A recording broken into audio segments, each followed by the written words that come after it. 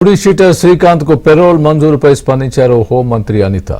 అతనికి పెరోల్ ఇచ్చిన వారం రోజుల్లోనే రద్దు చేశామన్నారు. 2010 నుంచి జీవిత ఖైదీగా ఉన్న అతనికి వైసీపీ ప్రభుత్వం 45 రోజుల పాటు పెరోల్ ఇచ్చిందని గుర్తు చేశారు. అతనికి పెరోల్ మంజూరుపై ఆరా తీస్తున్నామన్న మంత్రి పరిస్థితి ఇబ్బందికరంగా ఉందని తెలిసిన వెంటనే పెరోల్ క్యాన్సిల్ చేసి జైలుకు పంపించామన్నారు.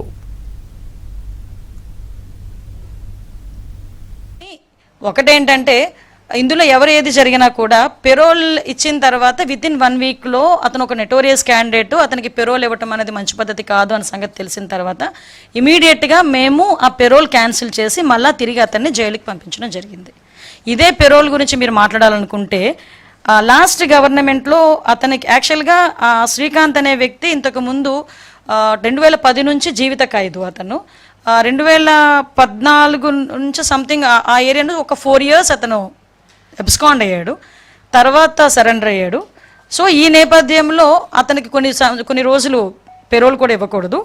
కానీ ఆ పీరియడ్ అయిన తర్వాత లాస్ట్ గవర్నమెంట్లో దగ్గర 27/1/2024 నుంచి 13/3/2024 వరకు అరౌండ్ 45 days అతని పెరోల్ మీద బయట ఉన్నాడు.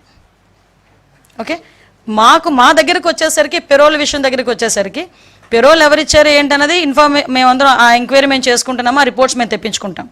కానీ ఆ ఇమీడియట్గా జరిగిన పొరపాటు ఏదైతే ఉందో పొరపాట లేకపోతే వాట్ ఎవర్ ఇట్ మేబీ ఏం జరిగినా అది కొంచెం ఇబ్బందికరమైన పరిస్థితిలో ఉన్నది అనే సంగతి తెలిసిన వెంటనే వితిన్ 1 వీక్ మేము పెరోల్ క్యాన్సిల్ చేసాము. తిరిగి ఆ ముద్దాయిని తిరిగి జైలుకి పంపించడం జరిగింది.